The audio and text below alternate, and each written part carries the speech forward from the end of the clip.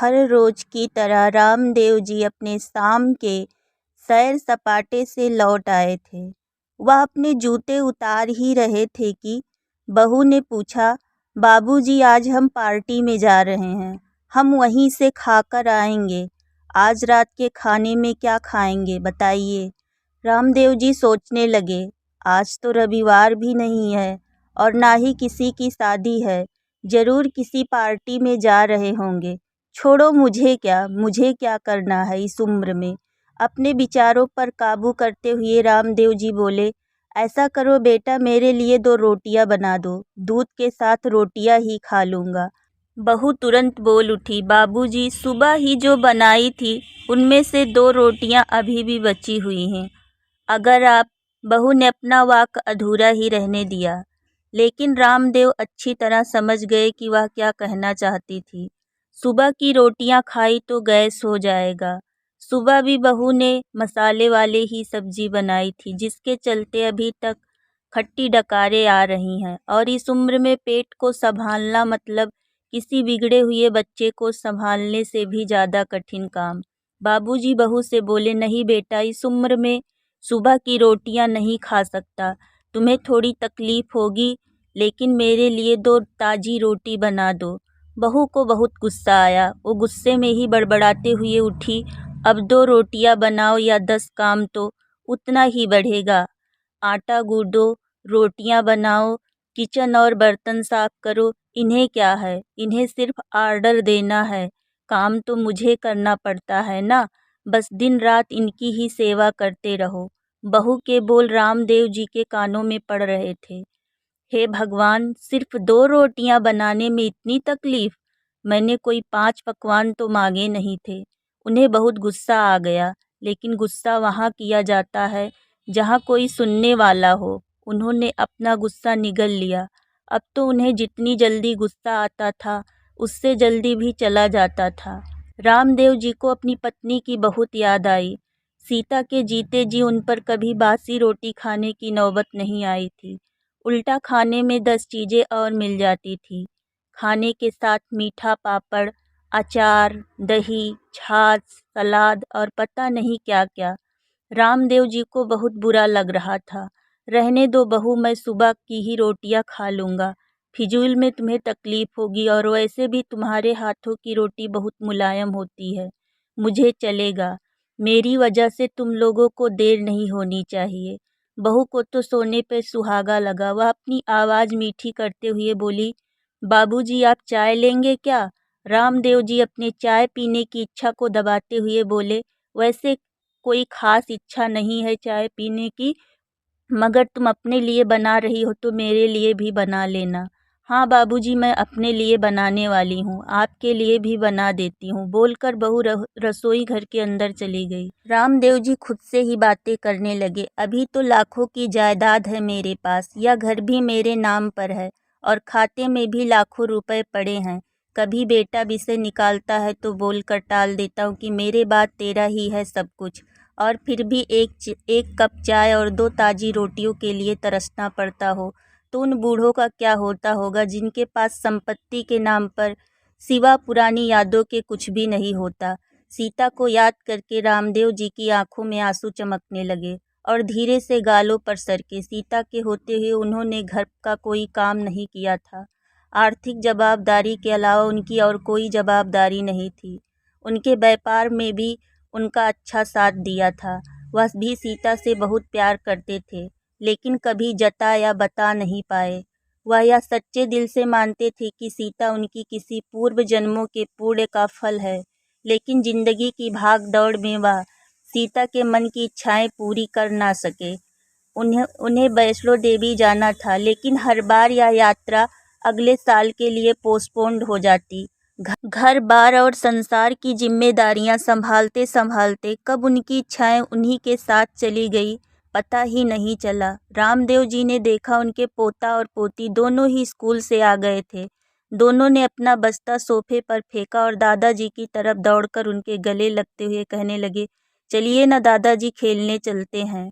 यही निस्वार्थ प्रेम के कुछ पल थे जिनमें रामदेव जी भी बच्चों के साथ बच्चे बन जाते थे और सारे अपने दुख और यादें भूल जाते थे। वह कुछ बोल पाते उससे पहले ही बहू ने कहा, चलो छोड़ो दादाजी को, हमें पार्टी में जाना है, जल्दी से आकर तैयार हो जाओ, पापा भी आते ही होंगे। दोनों ही बच्चे दादाजी को छोड़ मम्मी की तरफ भागे। उनकी पोती 7 साल की थी और पोता 5 साल का था। दादाजी अपनी सोच में डूबे हुए बालकनी में गए। बालकनी में धीमी ठंडी पवन ने उनका स्वागत किया। बहू उनके लिए चाय बनाकर ले आई, बालकनी में रखी।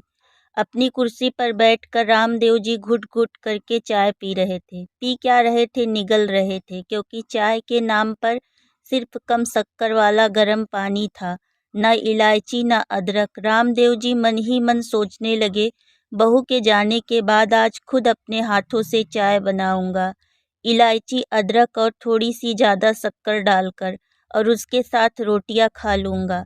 रोटियों की याद आते ही उनका मुंह फिर से खट्टा हो गया। चाय खत्म होने पर खाली कप लेकर वह किचन में गए तो वहां देखा कि बहू और बच्चों का कप धो के पड़ा था। उन्होंने भी अपना कप धोकर रख दिया और अपनी डायरी लेकर बालकनी में आ गए।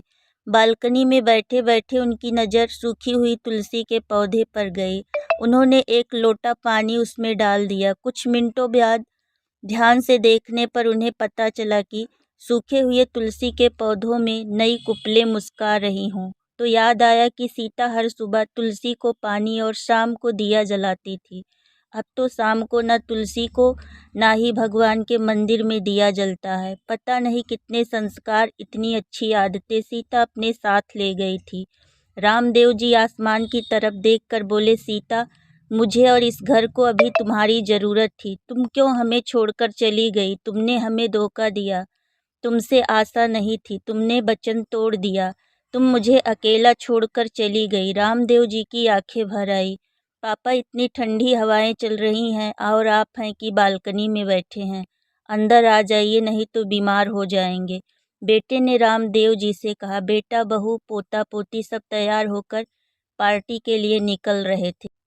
किसी ने झूठ मूठ ही मन रखने के लिए भी उनसे नहीं पूछा कि साथ चलिए पापा, आप खाना खाकर जल्दी सो जाइएगा, हमें आने में ज़रा देर हो जाएगी। ज़्यादा देर तक जागना आपकी सेहत के लिए अच्छा नहीं है। हमारे पास घर की दूसरी चाबी है, हमारी चिंता मत कीजिए, बेटे ने जाते हुए कहा। ऐसे बोल रहे हैं जैसे मेरी सेहत की बहुत फिक्र है। कितने दिनों से बोल रहा हूँ डॉक्टर के पास ले चलो। बीपी बढ़ा हुआ है, शुगर भी चेक करवाना। थोड़ा भी चलता हूँ तो हाँफने लगता हूँ। बेटा कहता है कि बुढ़ापे में यह सब होता है, ज़्यादा भ्रत मत पाल लिए। वाह बेटा, बूढ़े बाप के पास बैठने के लिए थोड़ा सा भी टाइम नहीं है तेरे पास, और पार्टी के लिए टाइम ही टाइम है। ऐसे अनगिनत विचार उनके दिमाग में चल रहे थे, लेकिन उनके ऊपर उन्होंने हाँ में सिर हिलाया और चले गए। रामदेव जी हाल में जाकर बैठे। खाना खाने को अभी कोई इच्छा नहीं थी, इसलिए टीवी चालू की।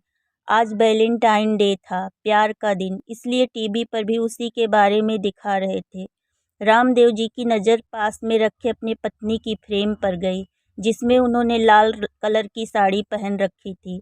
प्यार तो उन्होंने भी खूब किया था सीता जी से, पूरी ज़िंदगी किया था, जी जान से किया था, लेकिन कभी बोल नहीं पाए। टीवी पर दिखा रहे थे, लोगों ने लाल कपड़े पहन रखे थे, हाथों में लाल फूलों के गुच्छे लेकर वह ग्रीटिंग कार्ड्स की खरीदी कर रहे थे। पता नहीं रामदेव जी के मन में क्या आया, उन्होंने अपने पैसों का बटुआ लिया और निकल पड़े। सीता जी के याद में एक आइसक्रीम की दुकान के पास पहुँचे। उनके श्वास चढ़ गया था, उनकी सांसों की गति तेज हो गई थी। आइसक्रीम दुकान के पास एक कुर्सी पर वह आकर बैठे। तभी वहाँ एक छोटी सी बच्ची जो गुब्बारे बेच रही थी। बच्ची बोली, दादाजी गुब्बारे लोगे क्या? इतने ही बचे हैं, बिक जाएंगे तो जल्दी घर चली जाऊंगी। रामदेव जी ने देखा 10-12 रंग बिरंगे गुब्बारे थे। उन्हें याद आया कि सीता को भी गुब्बारे बहुत पसंद थे, लेकिन अब गुब्बारे लेकर क्या करें। बच्ची की आंखों में सच्चाई और आशा दिखी। उन्होंने 200 रुपये दिए और सारे गुब्बारे खरीद लिए। उन्हें फिर से सीता जी की याद आई। वह भी घर से निकलते समय हमेशा थोड़े एक्स्ट्रा पैसा लेकर निकलती थी और किसी न किसी ज़रूरतमंद का मदद किया करती थी। कभी वो टोकते तो कहती, हमें भगवान ने लेने वालों के नहीं देने वालों की लाइन में खड़ा किया है। और थोड़े से रुपयों के बदले में लाखों की दुआएं मिलती हैं तो मुझे टोका मत कीजिए। आंखों में आंसुओं के साथ रामदेव जी खड़े हुए रास्ते के बीचों बीच आए। उन्होंने आसमान की तरफ देखा, अपने हाथ में पकड़े गुब्बारे आसमान में छोड़ दिए और चिल्लाकर बोले, सीता मैं तुमसे प्यार करता हूँ। उनके सांसों की गति बढ़ी, उनका शरीर लड़खड़ाया और जमीन पर धड़ाम से गिर पड़े। आसपास के लोगों को कुछ पता चलता इससे पहले ही रामदेव जी ने मोह माया की दुनिया को छोड़ दिया था। उन्हें पता चला उन्हें अपने पत्नी से मिलने की बहुत जल्दी थी। दोस्तों, यह कहानी अगर आप सभी को अच्छी लगी हो तो हमें कमेंट करके ज़रूर बताएं। धन्यवाद।